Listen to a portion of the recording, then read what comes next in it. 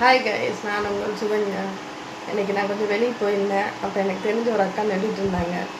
நம்ம என்னை பார்த்தோன்னே வாடி இன்றைக்கி யூடியூப்பில் வீடியோ வரலையா என்னை பார்த்து கேட்டாங்க.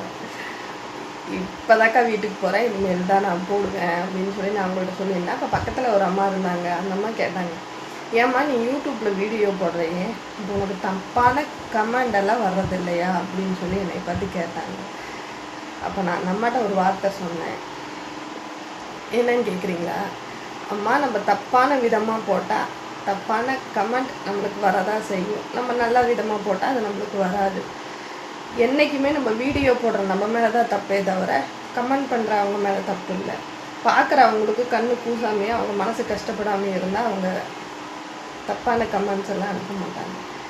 அவங்க மனசில் அது தப்புன்னு தோணுச்சுன்னா தான் ஆனால் அனுப்புகிறாங்க. அப்போ போடுறவங்க மேலே தான் தப்பு, அது பார்க்குறவங்க மேலே தப்பு கிடையாது. நம்ம டக்குமேட்ச் பண்ணுறோம், அது நல்ல விதத்தில் பண்ணிக்கிட்டால் எந்த தப்புமே கிடையாது. பண்ணுற நம்ம மேலே தானே தப்பு. அப்போ அவங்க நம்ம தப்பு பண்ணுறதுனால அவங்க கமெண்ட் அடிக்க தான் செய்வாங்க. ஏன்னா அவங்க அதை உட்காந்து பார்க்குறாங்க. அப்போ அவங்க கமெண்ட் அடிக்க தான் செய்வாங்க. அப்போ நம்ம நல்ல விதமாக போட்டால் நம்மளுக்கு அந்த கமெண்ட்ஸ் வராது. நல்லதே நினைப்போம், நல்லதே நடக்கும். அந்த மாதிரி நம்ம நல்ல பாதையில் போனோம்னா எல்லாமே நம்மளுக்கு நல்லது தான் நடக்கும். நம்ம கெட்ட பாதையில் போனால் நம்மளுக்கு எல்லாமே கெட்டதே தான் நடக்கும் அப்படின்னு சொல்லி நான் நம்மகிட்ட சொன்னேன். அப்படி சொன்னான்னா நீ சிரிச்சுட்டு சரிதாமா அப்படின்னு சொன்னாங்க. நான் சொன்னதில் ஏதாச்சும் தப்பு இருக்கா ஃப்ரெண்ட்ஸ்? நான் சொன்னது கரெக்டாக தானே சொல்லியிருக்கேன்.